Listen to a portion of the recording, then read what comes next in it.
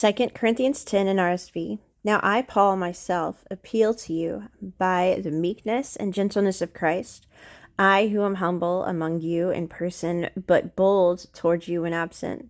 I beg you that when I am present, I will not need to be bold with the confidence by which I plan to challenge certain people who think we are living according to the flesh.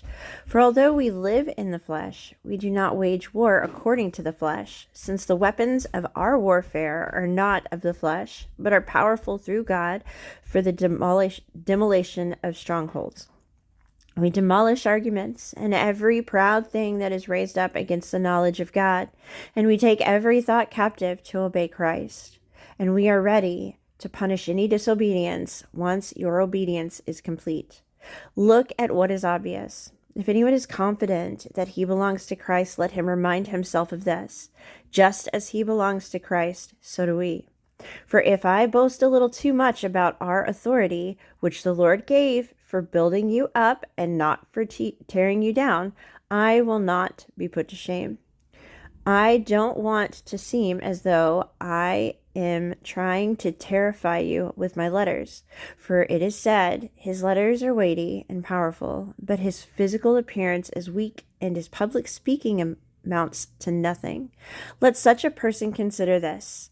What we are in our letters when we are absent, we will also be in our actions when we are present. For we don't dare classify or compare ourselves with some who commend themselves, but in measuring themselves by themselves and comparing themselves to themselves, they lack understanding. We, however, will not boast beyond measure, but according to the measure of the area of ministry that God has assigned to us, which reaches even to you. For we are not overextending ourselves as if we had not reached you, since we have come to you with the gospel of Christ. We are not boasting beyond measure about other people's labors. On the contrary, we have the hope that as your faith increases, our area of ministry will be greatly enlarged, so that we may preach the gospel to the regions beyond you without boasting about what has already been done in someone else's area of ministry.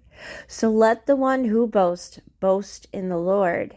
For it is not the one commending himself who is approved, but the one the Lord commends.